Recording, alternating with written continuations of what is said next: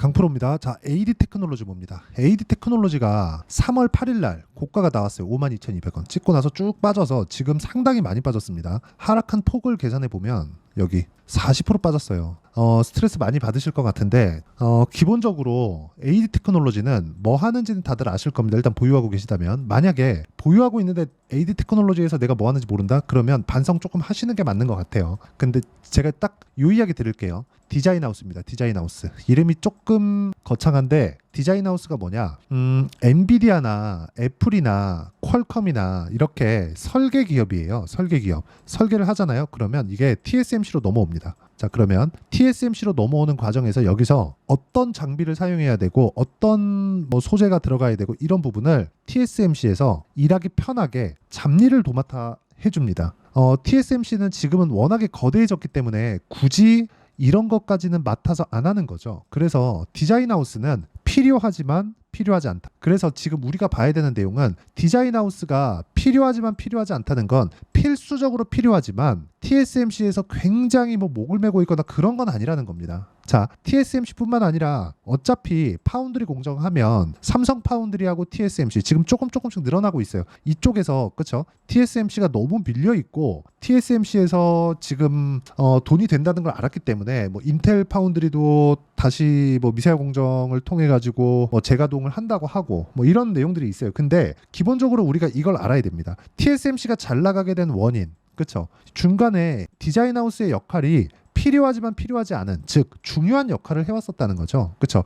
효율적으로 일할 수 있는 환경을 갖춰주는 것. 그렇죠? 자, 그러다 보니까 지금 이쪽에서는 미래 가치에 대한 부분이 온전하게 조금 그런 반영을 받지 않고 있는 거예요. 근데 저는 그렇게 생각합니다. AD 테크놀로지는 지금 뭐가 됩니까? 비메모리 쪽만 맡아서 하고 있는 걸로 약간 조금 성향이 그쪽으로 가 있어요. 근데 실제 지금까지 일을 그런 방식으로 해왔다는 것도 맞고, 이거 말고 하나가 더 있죠. 가온칩. 그렇죠? 또 하나 더 있죠. 코아시아. 그렇죠? 이런 식이에요. 자, 이쪽이 지금 한국에서 디자인하우스입니다. 그리고 코아시아도 삼성 파운드리의 파트너고, 여기서 AD 테크놀로지도 지금 원래는 TSMC랑 일하다가 삼성 파운드리 쪽으로 넘어왔습니다. 그렇죠? 근데 여기서 가장 강한 움직임을 보였었던 건 가온칩스예요. 근데 지금은 코아시아가 반등을 하고 있다. 이런 부분이에요. 자, 제가 이 얘기를 왜 드리느냐? 주식시장은요, 필요한 기업은 실적이 적자를 보더라도 살아남아요. 그런데 내가 고가에 잡았을 때는 문제가 있을 수 있습니다. 이런 문제가 생기기 때문에 그래요. 그런데 더 문제는요, 주식은 고가에 잡아야 된다는 겁니다. 왜 그러냐? 저가에서는 언제 반등을 줄지 확실하지 않다. 만약에 이걸 계산해봐라 그러면 간단하게 계산이 가능합니다. 올라가면 62평 맞고 떨어진다. 왜? 22평은 돌파를 하니까. 그러면 22평 돌파하고 62평을 돌파하는 그 구간은 어디예요? 62평을 주가가 넘었을 때 정배열로 전환이 되는 그 시점부터 이 테크놀로지의 상황을 다르게 보셔야 됩니다. 그런데 그러기 위해서는 같은 업종 내에 있는 종목군들이 이렇게 강한 움직임을 보여야 돼요. 자, 무슨 얘기냐? 코아시아 같은 경우에는 적게 올랐기 때문에 반등이 빨리 나온 거예요. 그런데 여기서 반등이 제일 늦게 나올 건 어디예요? 가온칩스입니다. 가온칩스는 고가가 3월 28일 나왔죠. 상승폭에 대한 부분도 여기 올해 들어서만 보더라도요, 5만 원부터 12만 7천 원, 100%가 넘게 나왔습니다. 그런데 AD 테크놀로지는 대략 한 2만 원 중반 후반대부터 5만 2천 원, 그렇죠? 100%가 조금 못되게 나왔죠. 코아시아는 거의 못 올랐어요. 그렇기 때문에 이평선에 대한 배열도가, 즉 이격도 자체가 굉장히 낮은 그런 위치에 있었다는 거죠. 근데 여기서 반등이 나왔다는 건 뭐가 나온다는 거예요? 지금 이 디자인하우스 쪽의 주가가 안 좋았었던 부분이 조금 해결되고 있는 그런 상황 속에 있다는 겁니다. 이런 과정에서 우리가 봐야 되는 내용은 한 가지예요. AD 테크놀로지가 지금 가격이 어디까지 내려와 있는가? 올해 초부터 반도체 종목이 다시 랠리를 펼치고 있는데 그 구간에서 반등이 나왔었던 강한 종목군이었었던 이 강한 시세 구간은 모두 다 반납을 했어요. 그렇다는 건 지금 무슨 이야기가 됩니까? 지금은 가격적인 부담이 없다. 하지만 우리는 확인하고 매수를 해야 되기 때문에 확인하고 매수하는 가격대를 찾자는 겁니다. 자, 여기까지 말씀드리면 이해가 안 되실 수도 있는데 제가 실제 매매한 내용을 이야기를 드릴게요. 자, 여기 삼성중공업 같은 경우에 보면 전부 다 고가에 매수를 하죠. 완성돼 있는 매매, 매도까지 돼 있는 매매를 사전에 몇 개를 보여드릴게요. 태성 봅니다. 자, 보세요. 1월 달에 제가 매매를 한번 했죠. 그리고 쭉 와서 다시 매수를 하고 매도를 하니까 11% 수익이 5월 말에 발생을 했습니다. 그리고 내가 판 것보다 더 올라가니까 매수를 한번 더 했고요. 그리고 또 매수 올라가서 매도. 어떻습니까? 50.96%. 2주 안 걸렸죠. 근데 제가 싸게 살라고 노력을 했나요? 아니라는 거죠. 싸게 살라고 노력한 흔적이 전혀 없죠. 올라가는 상황에 쫓아서 붙은 거예요.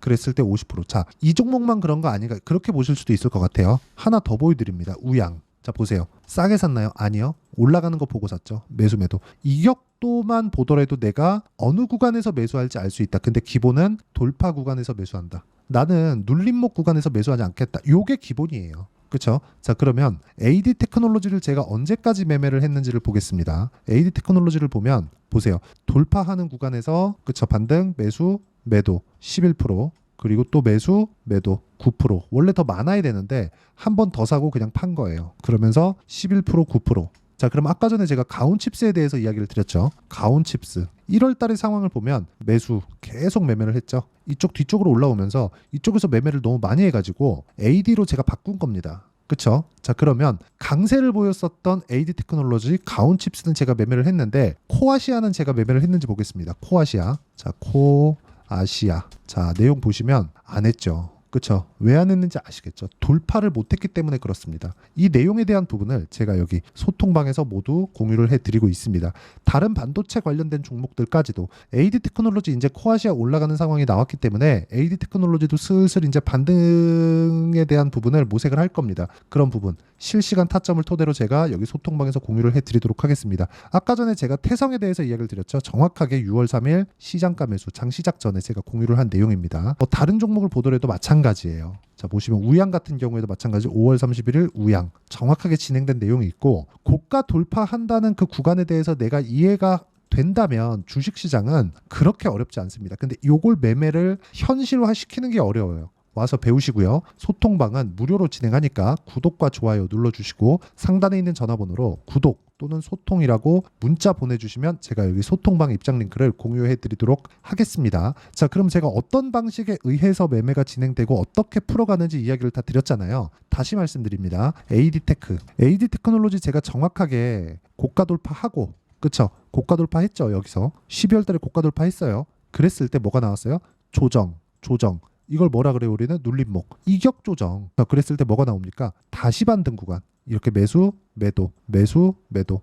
이런 식으로 진행됐을 때 9%, 11% 이렇게 수익이 나오는 겁니다. 자, 그러면 내가 하나를 딱 버려야 돼요. 저가에 못 산다, 고가에 못 판다. 요것만 딱 버리세요. 요거 버리고 우리는 몸통만 먹겠다. 자, HLB 보여드립니다. HLB 난리가 아니죠. HLB를 보시면 정확하게 어디부터 보셔야 되냐면 12월 달부터 보셔야 되는데 보세요. 올라갈 때 안 샀죠. 이때 고가 돌파 확인, 눌림목, 반등, 매수, 매도 쭉 내려보면 1월 달 31%, 1월 달 1월 29일 날 매도한 거 31%입니다. 그리고 다시 내가 판 것보다 더 올라갔을 때 매수, 매도. 아까 보셨죠? 18%, 그리고 매수, 매도. 이런 식으로 진행하는 거예요. 내가 이쪽에 탁 사서 여기에 탁 팔면 한 150% 나오겠죠. 근데 그게 되냐고요. 근데 이렇게 하지 않더라도 50%짜리, 40%짜리 이런 것들이 터진다고요. 자, 바이오 하나 더 보시죠. 알테오젠. 제가 사례를 계속해서 보여드리는 게 이게 답이기 때문에 그렇습니다. 자, 보세요. 매수, 매도. 근데 알테오젠은 언제 돌파가 나왔죠? 9월 달. 이런 상황을 내가 지속적으로 만들 수 있어야 됩니다. 이런 상황을 만들지 못하면 주식시장은 진짜 너무나 어려워질 수밖에 없어요. 그리고 그 내용은 실시간 내용이 필요하기 때문에 소통방에서 진행을 하고요. 소통방에 대한 내용은 제가 무료로 진행하니까 구독과 좋아요 눌러주시고요. 상단에 있는 전화번호로 구독 또는 소통이라고 문자 보내주시면 되고 이쪽에 인원이 다 차면 제가 여기 카톡으로도 진행을 하고 있으니까 이쪽이라도 임시로 와 계시면 됩니다. 그리고 무엇보다 진짜 중요하게 보셔야 되는 건 주식시장은 미래 가치를 반영하는 과정에서 가격이 먼저 반영을 합니다. 그리고 가격이 먼저 반영하기 때문에 가격에 대한 이해가 필요하고 그 가격에 대한 이해를 한다면 이런 식으로 매매를 하는 것처럼 뭐가 나옵니까? 정말 뭐가 나와요? 한 가지만 딱 기억을 해주셨으면 좋겠어요. 이렇게 나오는 건 2주 안에 내가 수익 전환을 시킬 수 있는 내용, 즉 단기 보유 전략이 나옵니다. 자, 그래서 AD 테크놀로지의 반등을 확인하고 나서 내가 2주 안에 수익 전환을 시킬 수 있는 내용, 그게 단기 보유 전략입니다. 그렇죠? 2주 안에 내가 어떤 식으로 수익 전환을 시킬 건가? 이게 진짜 중요하고요. 그리고 2주 안에 수익 전환을 만약에 못 시켰다. 그러면 손절까지 치명적이지 않은 손실을 입고 손절하는 게 어떻게 되는 것까지 제가 함께 준비를 해놨고 그러려면 가격에 대한 이해가 필요하고요. 지금 현재 AD 테크놀로지의 상황이 좋지 않기 때문에 종목군의 움직임을 활용해서, 즉 단기 보유 전략을 활용해서 제가 실시간 타점을 문자로 공유를 해드리도록 할 테니까 상단에 있는 전화번호로 AD라고 문자 보내주시는 분들에 한해서만 제가 단기 보유 전략과 실시간 타점을 문자로 공유를 해드리도록 하겠습니다. 내용 정리하면 그렇습니다. 미래 가치를 반영하는 주식시장의 특성을 고려해서 우리는 확인해야 되는 내용이 필요하고, 확인하는 부분이 완성되었을 때 꾸준하게 수익을 볼 수 있는 환경이 갖춰진다. 그런 부분을 어떻게 판단을 해야 되는지 제가 이해를 시켜드리도록 할 테니까 영상 끝까지 시청하시고요. 모든 분들이 성공 투자하셨으면 참 좋겠습니다.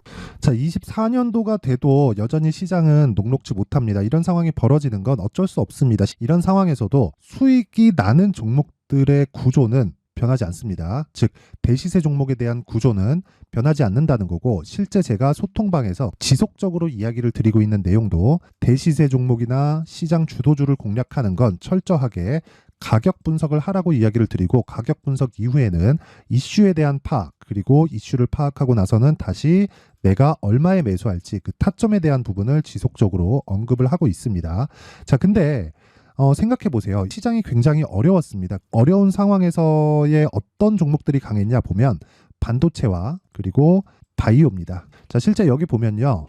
HLB에 제가 실제 매매한 내용을 띄워놓고 보여드리고 있는데, 1월 22일부터 매매를 시작해서 4일 동안 31%의 수익 마감이 됐고요. 그리고 여전히 신고가 종목입니다. 자, 그리고 그 다음 어보브 반도체, 이름을 보시다시피 반도체 종목이죠. 그리고 AI 반도체는 지속적으로 강세를 보이고 있습니다. 이 종목도 신고가를 먼저 달성한 이후에 제가 21%의 단기간에 21%의 큰 수익을 내고 마감이 됐습니다. 다시 재공략을 준비하고 있고, 이런 부분은 소통방에서 다 공유를 해드립니다. 자, 그리고 코세스. 자, 코세스 같은 종목도 당연히 그쵸, 신고가 종목이고요. 그리고 반도체 종목입니다. 이 종목도 영업일 기준에서 이틀 동안 대략 한 15%의 수익 마감이 됐습니다.